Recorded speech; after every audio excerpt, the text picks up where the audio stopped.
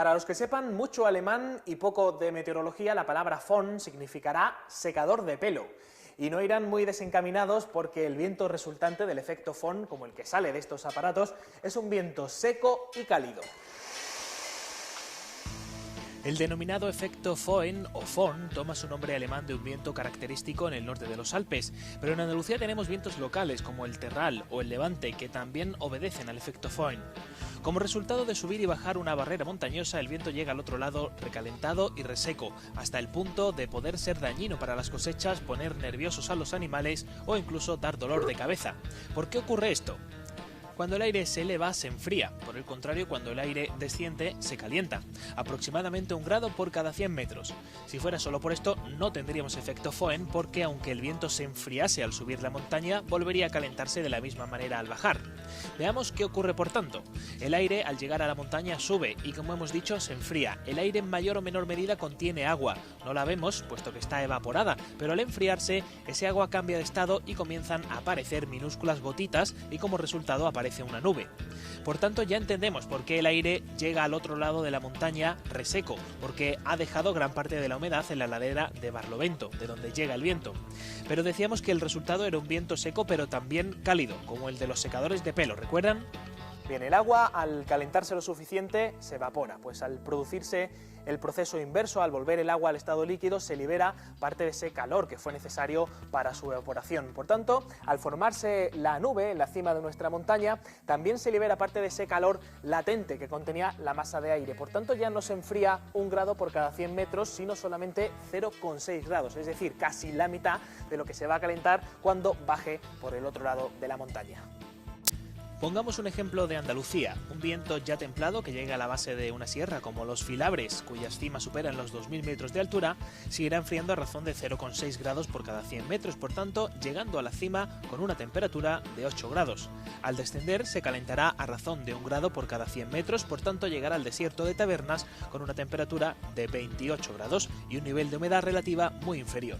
Hemos escogido este ejemplo porque el desierto de Tabernas es el caso más representativo de efecto Föhn en Andalucía, un desierto aislado de las principales precipitaciones por Sierra Nevada y de cualquier llegada de viento costero por las sierras de Alamilla, Gádor o los Filabres, pero a este clima tan peculiar nos lo reservamos para analizarlo en una de nuestras meteorrutas.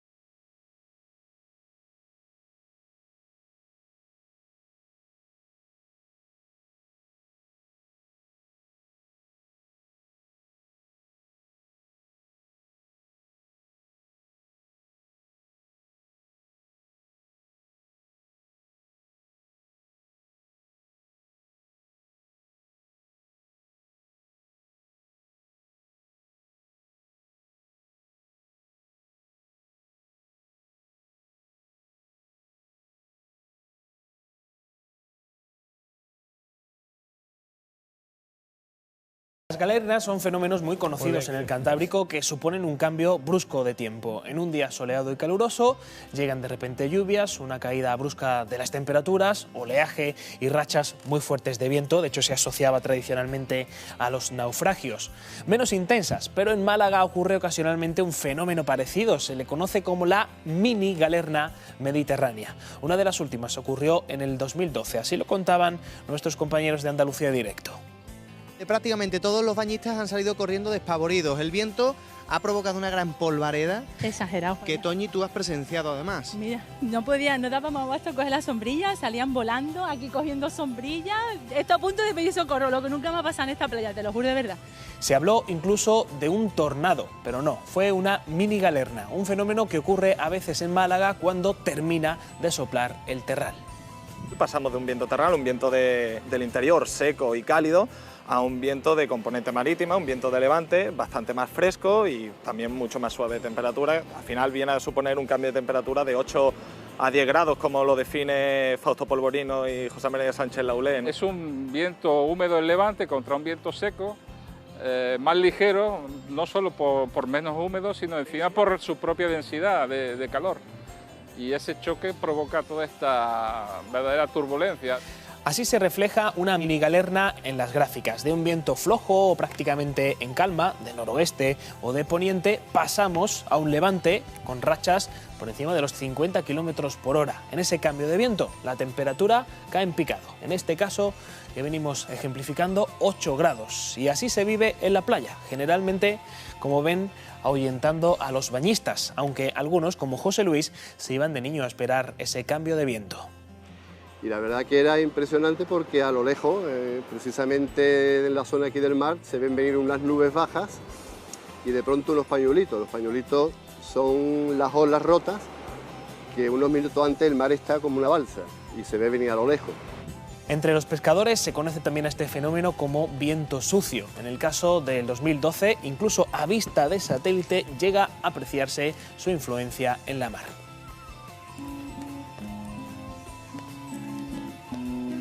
Y ahora un proyecto de los muchos solidarios que...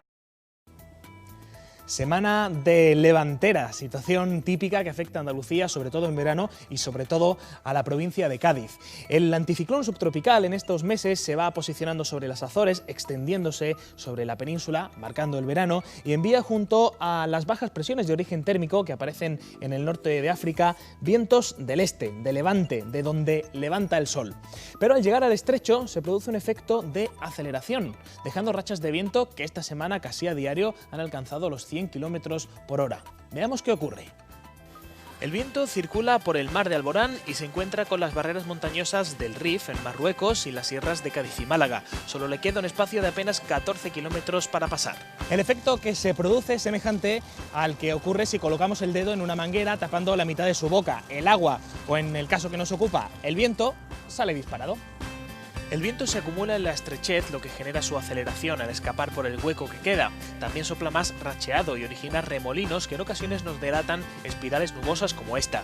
Pero la nubosidad más característica que deja el viento de levante es la de estancamiento en el campo de Gibraltar y la costa mediterránea. Otros efectos conocidos y padecidos son la subida de las temperaturas en las provincias occidentales y una destacable bajada de la humedad relativa. El levante, gran protagonista de este fin de semana. Traeremos más vientos, por supuesto, a nuestro diccionario en otras ocasiones. Llega ahora la información deportiva, luego más que...